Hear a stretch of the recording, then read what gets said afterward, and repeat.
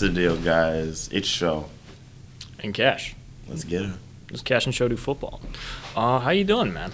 Man, I'm chilling. It was a good weekend. I mean, only a penalty in the Liverpool game, but I'm sustained. I'm happy for the results that Liverpool had got this week. How about you? I'm feeling pretty good. I'm a little bit, I don't know. As United in general doing pretty well. We have just been getting through. We got through the Aston Villa game, then we have the Brighton game. Other than that, then we just have Chelsea, really, and that's the end of our. It's really the last few games of the season. Tough one, because the Brighton FA Cup game was just so tight. Right. So I'm just a little apprehensive coming into this. And when's the City one? The one with the City, the final. It's some site. Wasn't it late in May? I feel like the FA Cup final is always. Yeah, it's always pretty late. Pretty late. Who do you think will win that game? Who do you think will win versus who do you want? Do you think United can win? I think it's a toss-up. Yeah. It's a toss-up because City are always going to have their squad, no matter what. It's June 3rd, Saturday. They might overthink it. But, yeah, there's always a chance that Pep overthinks something. Yeah. That just is always a possibility. But speaking of United, I wanted to get into, the whole sale situation. Oh, is that thing still a thing, huh? I guess so. I mean, we're still looking. So obviously, there's the two major parties. I think we talked about it on a previous one, but Radcliffe and Qatari? and the Qataris.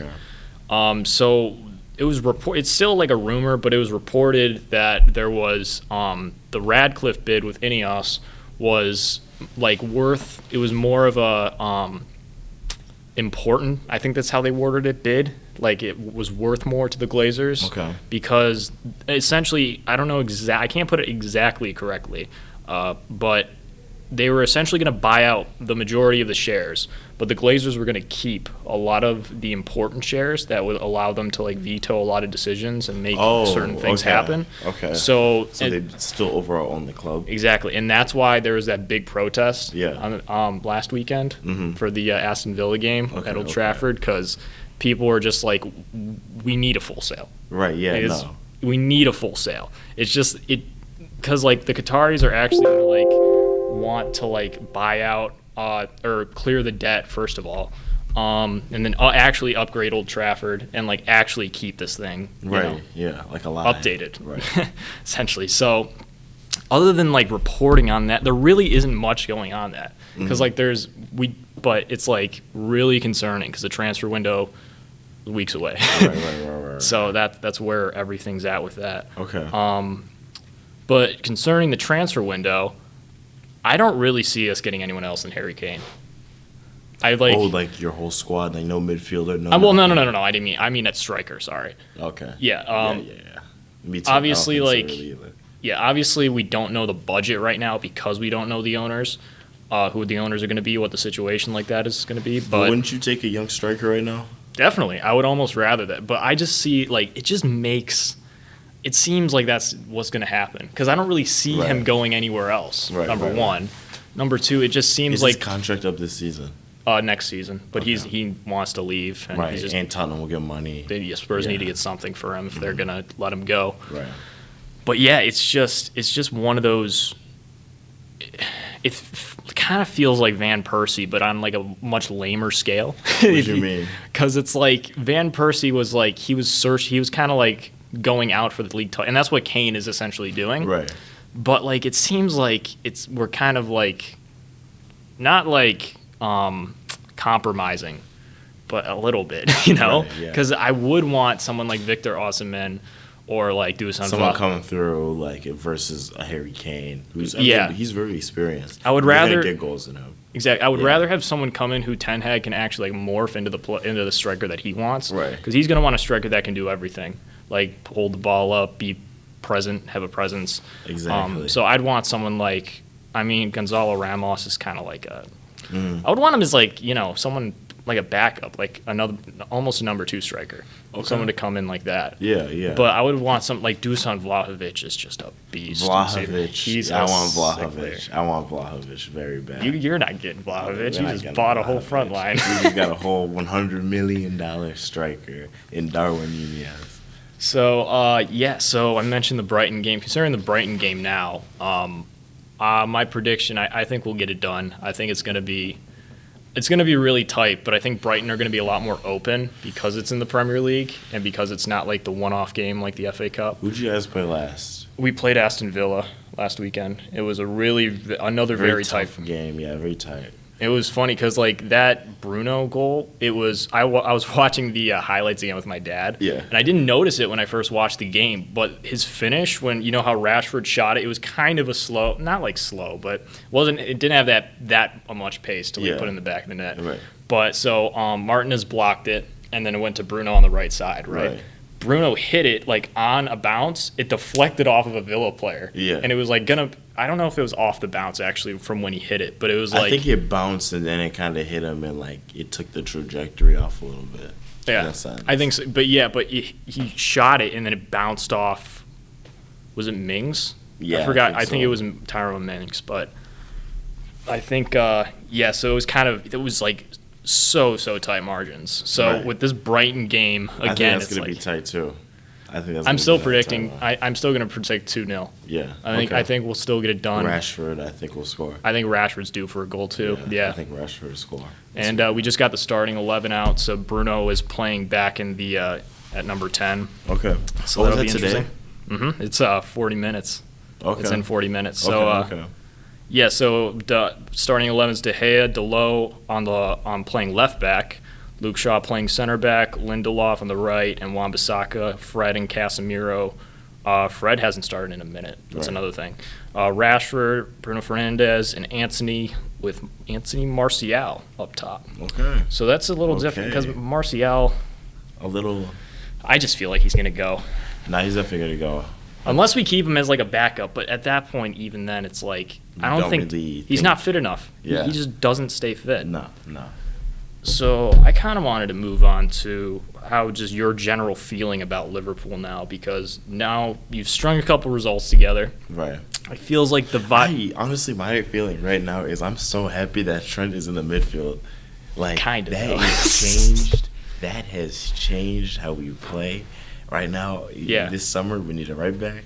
Right, that's all we need, really. Because I saw the team sheet like yesterday, right? When I saw the team pop up, and I saw the Trent midfield, I was like, yeah, that's how they're gonna set up today. But for sure, winning. I'm happy that Diaz is back. I'm happy that Jota's back to scoring goals. So, I mean, there's really the general feeling around Liverpool. I mean, I'm kind of like shaky about Nunez right now. I feel like I need to see just a little bit more out of him, like some more commitment, like sprinting for balls. Better control passes. Like sometimes when he gets the ball, he's like shaky. Right, that's like the only thing. Salah scoring goals. Harvey Elliott's playing week in, week out. Van Dijk did get crossed off. He did get rinsed out. Van Dijk got rinsed, bro. He did a whole dance move. He went on like 1 foot behind. It was crazy. Yeah, no, it was bad. But overall, it was fun. But Liverpool, I have no concerns. I think next year we're gonna come back a lot harder. This window though is the window to it's get crucial. McAllister. Hopefully, fingers. You crossed. might not. That's the thing with you guys is that you might have to resort to, again, buying out of Premier League just because McAllister. I think they might. Brighton might because remember when United last season for Moises Caicedo. First of all, we should have bought him when he was in. Isn't he Ecuadorian? Yeah. Anyway, when he was a youth player, anyway, we should have just bought him then. But when we were wanting to, and Chelsea wanted to buy him. And they wanted like 70 mil for him. Right. Like even before he was in this like sweet form he's in now. I mean, he was playing well, obviously. Right. But again, I feel like it's going to be like that for McAllister for you guys because he's a World Cup winner now, you know. So they might want upwards of 50 mil. I'm thinking. I think that'd be worth it. They might like put that down and be like, we don't need to let him go, you know. Right. Mm-hmm. But yeah, he would have to force that move at that point. He would really want to have it done. Controversy in football, apparently lately. Did you see that stuff with Neymar? Neymar, and that was a double whammy for PSG are just all over the place. All 3 of their strikers this summer. I don't know. I think Mbappe stays. I don't see it. Why would Mbappe stay? Because I don't know how much Real can. Real are in good shape. They're so much better shape financially than Barca.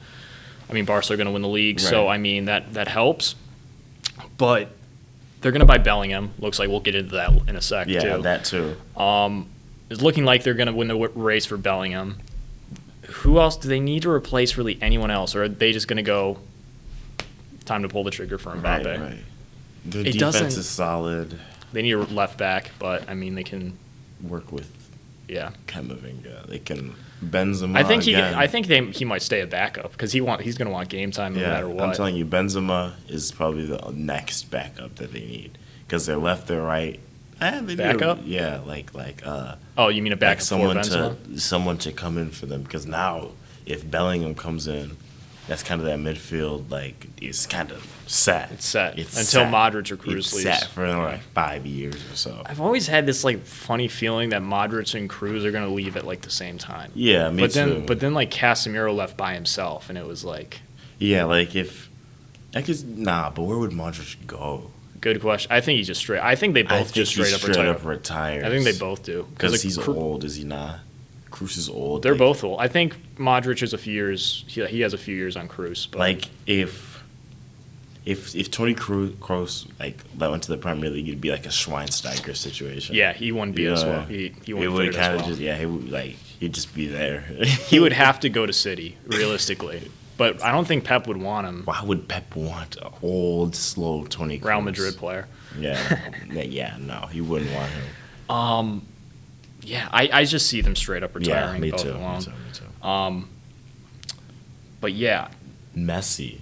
We can jump into Messi now. Messi. So Messi and PSG in general. So Messi has been suspended, straight up suspended from everything. Suspended from training, from playing, from all of the facilities. And, wages are on hold too. Mm-hmm. But it just came out yesterday that Messi's going to be leaving anyways this summer. Big man Fabrizio. So I think he said Messi's dad talked to someone and said that it's set that he's going to leave. Yeah, which, I mean, we kind of saw coming. It's sad.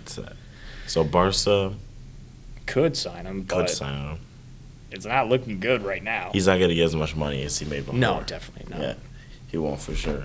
He definitely won't. And I mean, he also it's clear that he's going to want to stay in Europe because he's still there. I would like him to go to the MLS. Me too. I would like him to go to the MLS. And that's just not because we're biased. Yeah. We are biased, but I'm definitely a little biased. Well, yeah, definitely. We want to see Messi play. Yeah. I want to see Messi play. You know how much money I can't afford going to Europe right now, but fuck. Really, realistically, coming into the MLS at his age is basically like going into like your pro at like 20. Yeah. You know what I mean? Like it's like the same value. If he went in then, he'll still kill it. It's going to be like... He'll kill it in 5 years. Insane if he comes. You know how much people, like, the exposure MLS will just get? Because all the eyes will shift towards... Just like all the eyes that are already on Messi. That was how crazy... That's why Ronaldo's deal is so... And he also rejected a deal. Yeah, Ronaldo's also set to leave this summer. We can talk about that sooner or later. But Messi rejected a $400 million... bid from Al Hilal, which is Al Nasser's rival. Yeah. So that was, which I mean, that would be kind of nuts too to see Messi and Ronaldo playing. But Ronaldo would have to stay. Ronaldo would have to stay though. That's the thing. So before we get into Ronaldo, I want to talk about the PSG fans getting at Neymar as well. Oh yeah, we did kind of skim over that. Yeah. So yesterday we saw a couple videos. I forgot what they were in front of when they were chanting against Messi, but they were basically saying Neymar some sort of facility. Our club. Yeah, well, Neymar was his house, but for Messi, it was like in front of some sort of like. They told him to leave. Yeah, so it's like Messi, just get out. But it's like I texted you. I was like, it's insane how like 5 years ago, if Messi and Neymar were at Barca or any other club in general, we would never think that they would be booed by any fan base. You know, I mean, but it's like it's the simultaneously. It's the club, though. It's the club, yeah. It's not just okay. We have these players here now, but now it's like Barcelona 5 years, or when it was Messi and Neymar and Suarez, right? Yeah. How the whole team played and the manager and like the tactics, everything was on point. Yeah, it's on point. At PSG, it's just not. They just don't. PSG is not that type of team.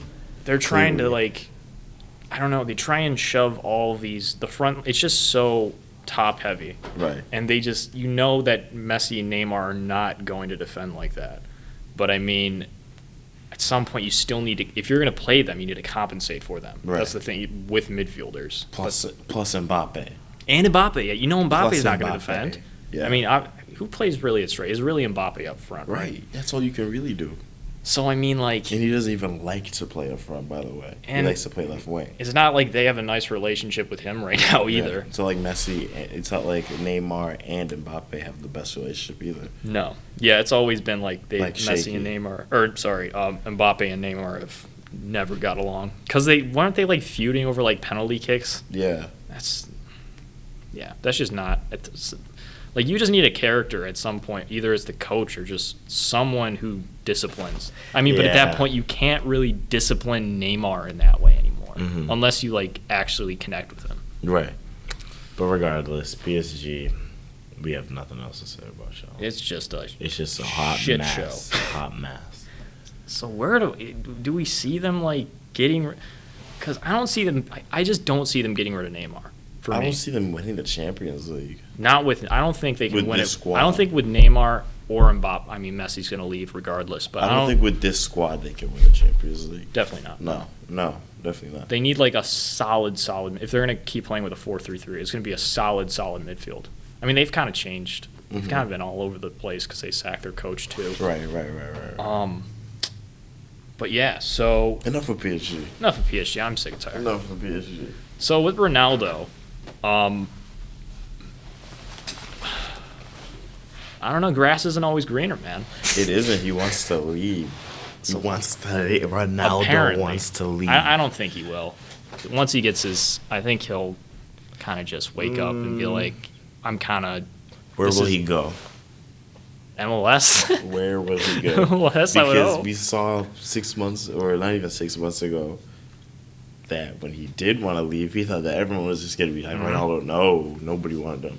And he was at Manchester United. Right. Not like we were even performing. I mean, we were playing well, but... Manchester United was his best bet in the whole world, to play at for real. And I think, I mean, if he actually stuck it out a little bit and not, like, then made a mess of him, yeah. Well, that too. This summer. If he just stayed at United for the rest of the season, regardless if he's in good form or anything, I think they would have been in for him. I think someone would have been in for him. Whether it's like Sporting, I thought he was going to go back to Sporting. To be honest, that's what I really thought. Wage cut.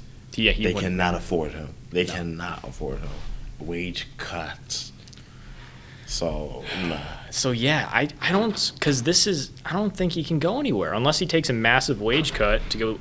Go anywhere. To go anywhere else. Anywhere. Because, anyone will take him, but not at his wages. No. You know what I mean? Yeah. No, anyone will take him, but not at his wages. No. Definitely not. Anyway, so let's talk about Jude Bellingham now. I got a couple other things. He's going to Real Madrid. He's going to Real Madrid. Period. He's going to Real Madrid. Like, I had a funny feeling. I could not see, maybe it's just that I'm biased. I'm a biased United fan, which I am. But I could not see him going to Manchester City. It was just not. I mean, they're still in the race for him. It's reported, but I just couldn't see him going to anyone. I still can't see him going to Man City. I don't think he will. No, I can't see him going to Man City. I don't know why he didn't go to the Prem early, like first though. That's what he was going because he was going to go to Liverpool, but they can't afford him.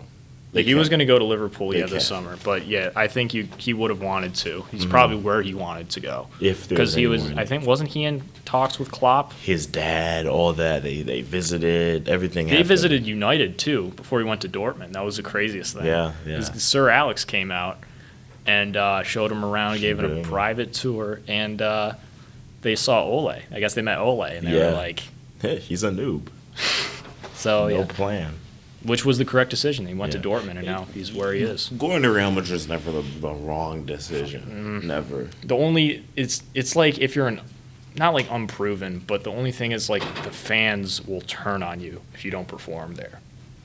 Because they demand excellence. But he is excellent, so it's like I don't see him failing. You always get a move right after Real Madrid, though. Yeah. You always get a move, so I wouldn't even be worried as a player. I think he goes there and wins at least 2 major titles. I could go to Real Madrid and I would look like a class player. Like maybe. I don't know. Where are you playing? I'm playing. I'm challenging Vinicius Jr. for a spot. I don't think you're getting that. No, I'm not getting. I'm sorry. I'm Talked about so. Oh, let's do. I want to hit on a few things coming back to the Premier League. So Chelsea, they're an absolute shit show.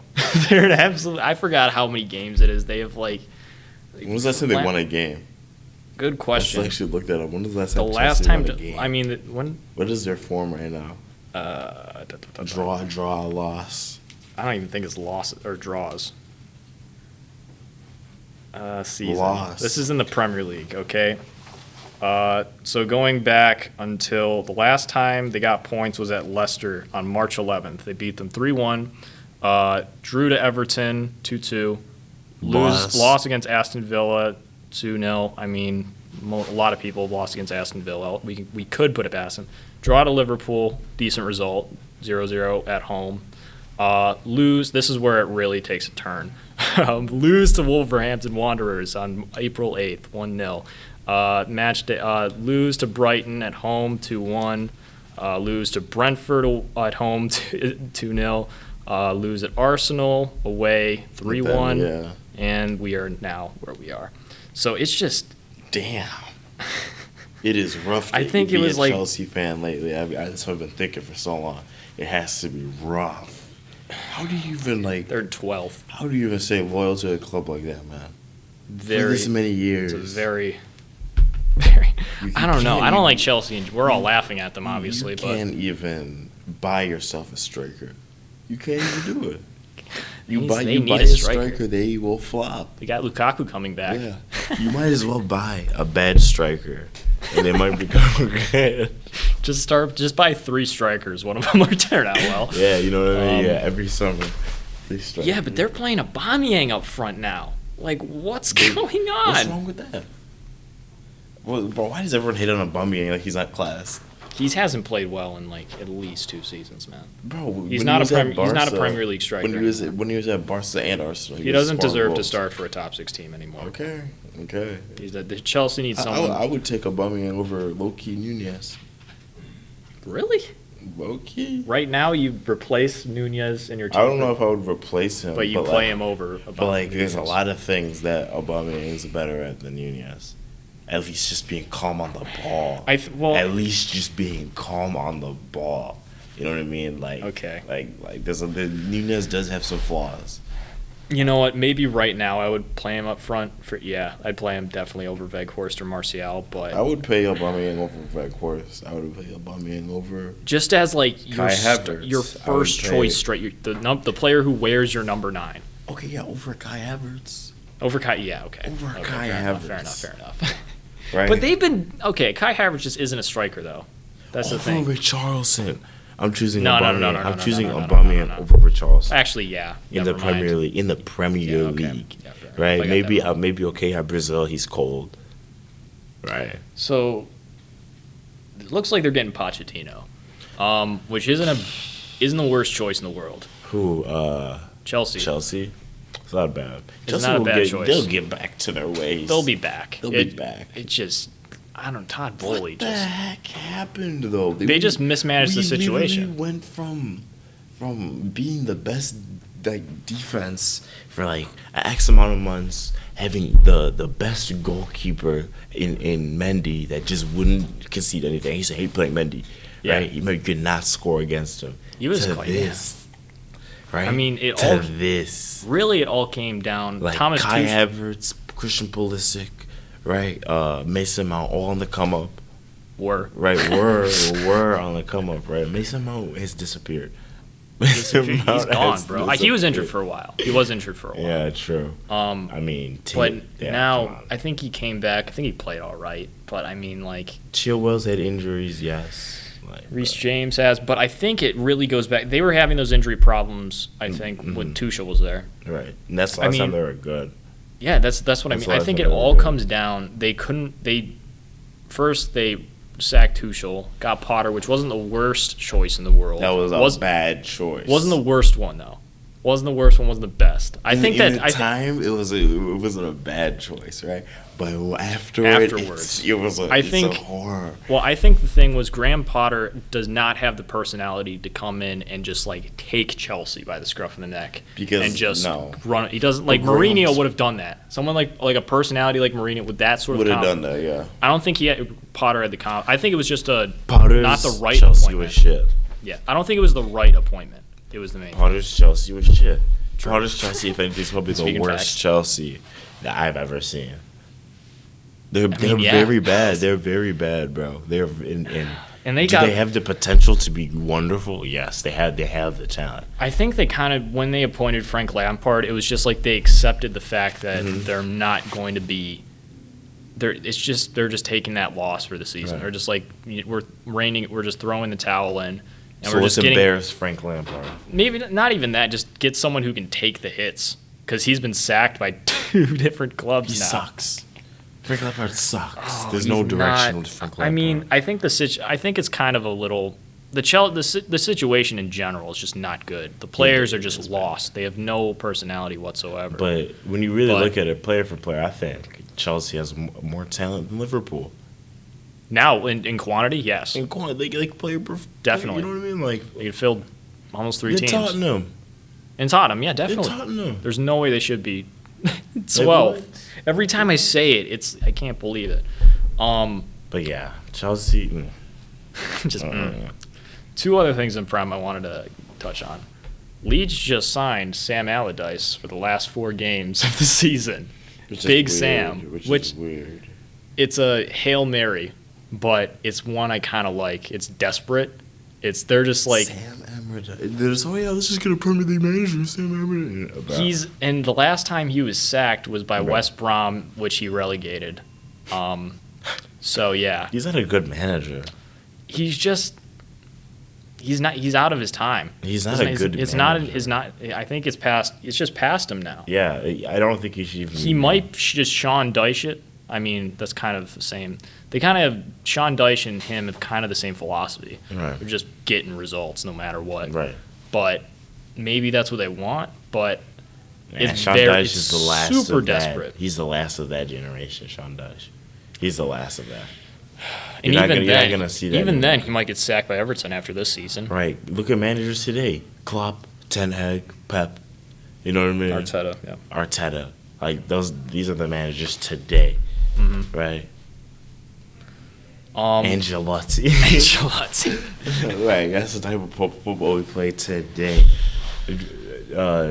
Who's the ex-Bayern one? Ex-Bayern? Nagelsmann. I forgot exactly how you say his name. Even Potter is a more new schooler manager. Yeah. Yeah.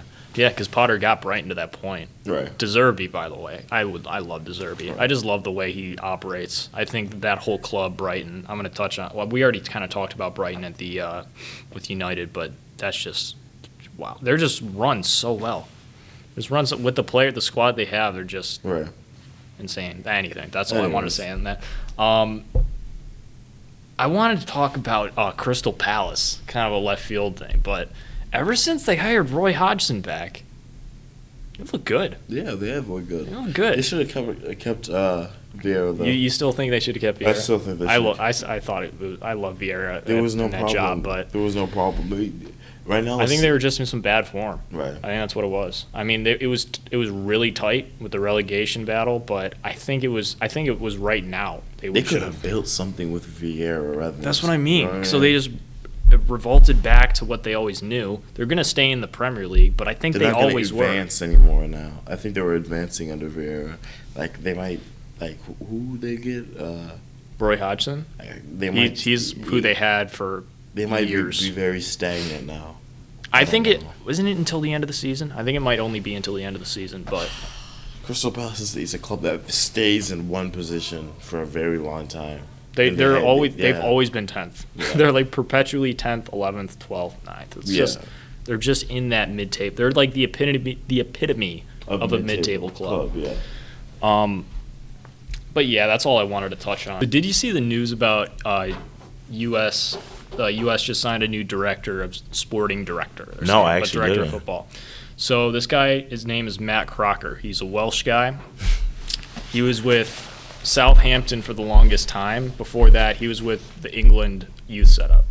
So his philosophy is essentially, so you probably, sounds probably familiar at Southampton, but essentially it's a top-down sort of, like everything from the top down is the same philosophy for like all of the first team to the like the youngest of the youth teams. Right. So he was the guy who brought through players like Jadon Sancho. I was going to say Bukayo Saka, but I don't think he was there yet. But Oxlade-Chamberlain, he mentioned James Ward-Prowse. Obviously, he was at Southampton. So he knows how to operate in that sort of way. And it's interesting that we signed a foreign guy, just because we haven't done something like that in the past. Right. And so he came on, I would listen to his interview on the Men in Blazers, and they did a really good job of just like getting him to, he just was kind of on autopilot. You could see he was just trying to get his message across. But he's essentially like, we need to like structure this so that we're all moving the same direction. Right. We're all bringing this, like have the same philosophy and bringing these, new players, because it's all prep for the World Cup, obviously. That's what we need. That's what we definitely need. Mm-hmm. And so he's like, and it was interesting because he was like both on the men's and the women's side. It's going to have like that same sort of philosophy. Okay. So it's like he's like actively viewing like every single aspect of it. That's good. So yeah, that's one thing that got me. And he said also, they asked him about, because he's going to be involved in actually recruiting a coach. Like we still haven't gotten to it yet, obviously. And obviously they don't know what to do. They're kind of flailing. Maybe I didn't know the story behind the old sporting director, but maybe he just wasn't doing. I don't know. Maybe he obviously wasn't doing a good job. Yeah. So they had to get someone new. But so he wants someone who has like that identity in mind. We obviously don't know yet what that identity is going to be, whether it's going to be high line, high press, front foot, or more. I don't think. With this, like the energy that our players have, I don't think we're going with like a pragmatic style. Mm-hmm. It just doesn't suit us. So it excites me that we actually recruited. Really, that was the sign. Is like we need help from out of the country because we don't have those proven. But that's coaches yet. Yeah, that's realistic though. Like if you just don't have the brain power in your country, then you need that immigration. And like when specifically asking about the coach in general, I forgot the guy's name, the guy with the glasses on Men in Blazers. He asked like if like a U.S. coach would have more favoritism essentially from that process, and he said, I mean, a U.S. coach would probably be more familiar with the systems, but this is going to be a whole new system, number one, right. And also it's going to be we need someone to reflect that style and like the style we're going to do, and also like want the legacy of the U.S. to like be built from him. So essentially he wants someone who's going to come in and bring in like actually have that active role, not just when he calls up his guys for the friendlies or whatever, or the major competitions. Right. Okay. So yeah, that actually like some human capital. I know, exactly, right. But yeah, so that excited me. In regards to what the U.S. Both national teams are going to be doing. And the Women's World Cup is right around the corner. That's going to be fun. I love watching the Women's World Cup. I've watched the last like 3, 4, I think. I think I watched the last – I actively watched for sure the last 2. Mm-hmm. That's always fun. I love seeing the U.S. win it. It's the only time we've ever won the World Cup. Yeah. We did pretty well. The U.S. is actually dope in the World Cup. So I think I saw just before we wrap up, I just wanted to say I saw what's his face. He's a USA right back. It's gonna come to me in like 2 seconds. Oh, what's his? I have to open it. I have to. He has to Google it. U.S. I saw it was a interview from. Joe Scaley. He's a right back he plays at Borussia Mönchengladbach right now in Bundesliga. And I think he was called up for the World Cup. He was our backup right back. But he essentially was on he was doing an interview with one of the networks, and he was like, I want someone, or for the next coach, we need someone who's not going to complicate things, and who wants to make this not. We need someone to recognize that is not a club atmosphere, which is a direct link to obviously Berhalter, because Berhalter was in the job for the last 4 years. Club. But that was his whole thing. Yeah. Is like we need this to be a club atmosphere, which is like not really. Yeah. No, we don't. That's like the opposite of what a national team should be, because it should be like a break from your club. But again, and he was like, we just need someone to simplify some stuff. Right. To simplify, maybe not the and he also mentioned the tactics too, which was a funny thing, because I was like, well, how do you? I mean, you wouldn't think Berhalter's tactics would be that complicated, but maybe it's something in like communicating. Yeah. Like how he actually did that. Definitely. So anyway. Yeah. So yeah, that's all we got for today. Thank you for watching. Episode 3 or 4? This will be 3. Like Episode 3. Cash's show, do football. Thank you. Peace. Peace.